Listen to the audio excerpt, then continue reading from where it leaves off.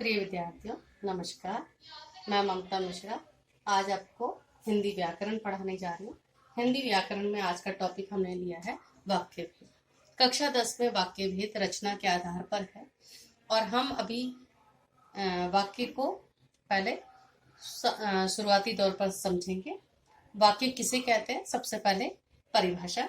शब्दों के व्यवस्थित समूह को जिसका कोई सार्थक अर्थ निकलता है उसे वाक्य कहते हैं।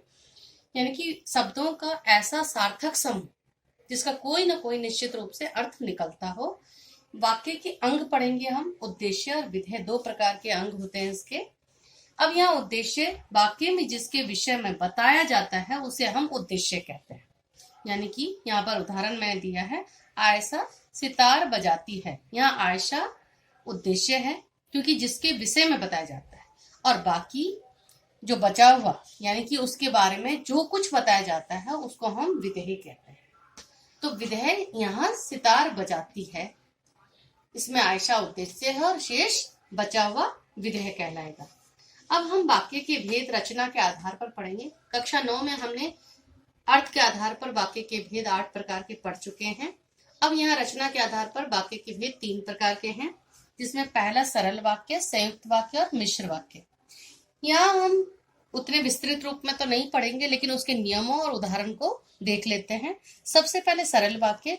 जिन वाक्यों में एक ही क्रिया हो अर्थात एक ही विधेय हो, भले ही कर्ता यानी उद्देश्य जो है एक से अधिक हो, उसे हम सरल वाक्य कहते हैं।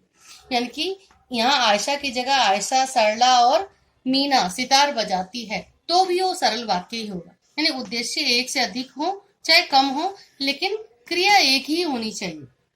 जैसे यहाँ पे उदाहरण दे रखा है, पिताजी आजकल विद्यालय नहीं जाते। यहाँ पर नहीं जाते एक ही क्रिया है। और कुछ अन्य उदाहरण भी हैं। मोहन हंसता है, यहाँ पर मोहन करता है और हंसता है क्रिया है।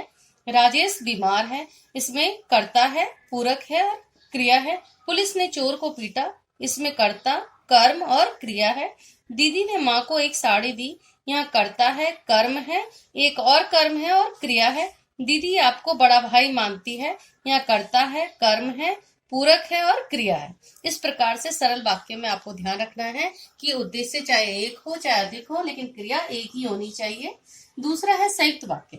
जिन वाक्यों में दो या दो से अधिक उपवाक्य समान स्तर के यानी स्वतंत्र होते हैं और उसमें कोई किसी पर आश्रित नहीं हो, तो वहां संयुक्त वाक्य होता है। संयुक्त वाक्य में हम समुच्चय बोधक चिन्हों के द्वारा उन स्वतंत्र वाक्यों को आपस में जोड़ते हैं।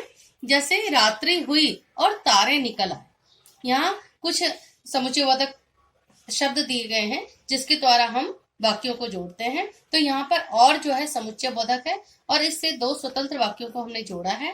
पिताजी चाय पियेंगे अथवा शरबत पियेंगे, यहाँ हमने अथवा से इन दोनों वाक्यों को जोड़ा है।